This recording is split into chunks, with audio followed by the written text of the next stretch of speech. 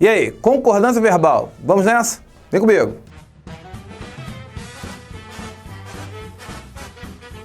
Concordância verbal. Você sabe que concordância verbal, quando o cara canta lá, as mina pira, você fica pirado ouvindo isso. Ou a gente fazemos, também é um outro desvio muito comum que você ouve por aí, as pessoas falando e machuca às vezes o ouvido. Você está falando de algo chamado concordância verbal.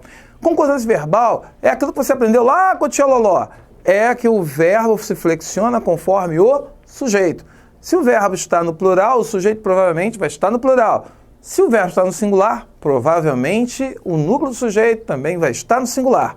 Só que isso varia, a língua é complexa, não é tão fácil e tão simples de guardar isso.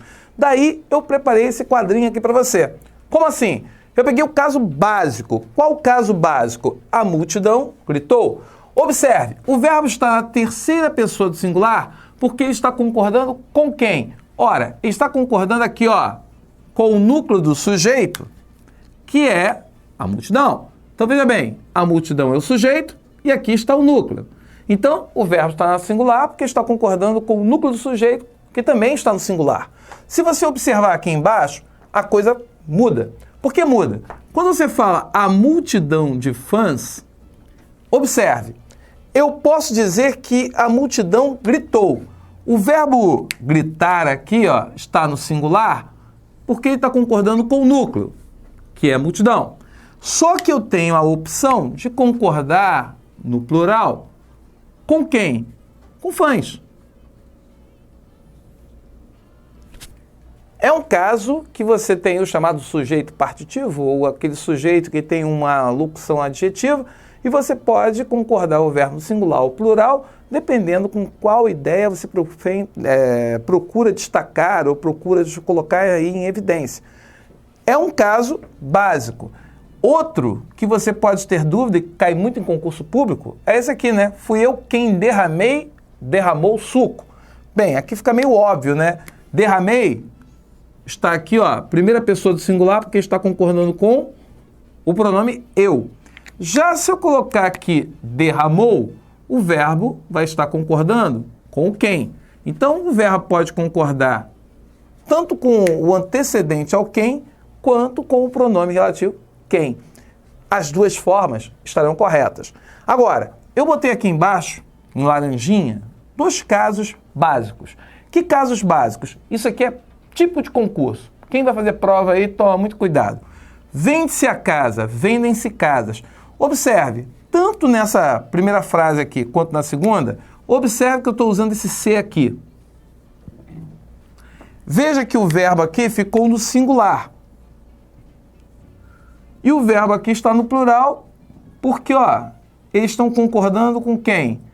Com o sujeito. Então, ó, casa é sujeito, casas é sujeito. Quando você tiver verbo transitivo direto mais ser e sujeito, você já sabe que esse ser só pode ser aquilo que nós chamamos de PA, pronome apassivador. E quando você tem um pronome apassivador, o nome concorda com o verbo.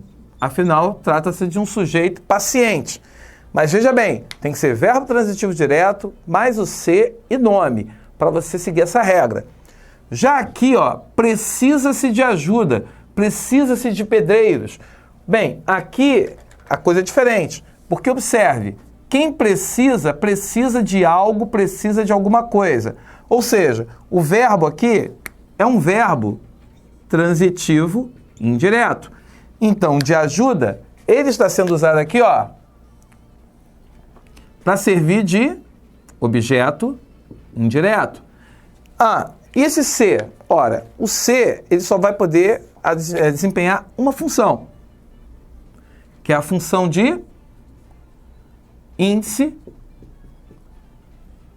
de indeterminação do sujeito. E veja bem, por que índice de determinação do sujeito? Porque alguém precisa de ajuda. E eu não sei quem é. Isso acontece por causa desse ser, que está sendo o quê? O índice de determinação do sujeito, ou o famoso PIS, se você quiser assim. Outro caso que chama atenção e que merece você prestar muita atenção são os casos que envolvem o verbo haver, que tem o sentido de existir. Quando haver tem o sentido de existir, ele obrigatoriamente precisa ficar na terceira pessoa do singular, pois se trata de uma oração sem sujeito. Outro caso que você tem que prestar atenção, verbo fazer, indicando tempo decorrido. Sempre que o verbo fazer indicar tempo decorrido, o que você já sabe? Ó, tem que ficar na terceira pessoa do singular, porque se trata de uma oração sem sujeito. Então, ó, concordância verbal também tem muitas regrinhas, tem muitas particularidades. Aqui eu fiz apenas um apanhado bem rápido para que você entenda que a concordância verbal, o problema não é entender quem é o sujeito com quem ele concorda. São os casos que são múltiplos e várias regras. Por isso eu também fiz um mapinha mental que vai estar disponível no Instagram, vai estar disponível lá no Facebook, para que você possa servir de base, servir de auxílio no seu estudo, essas vésperas de provas tão importantes que estão chegando. Beleza? Então, ó, dá o like aqui embaixo, curta, indique para o amigo e acompanhe nossas aulas. Até a próxima. Um abraço.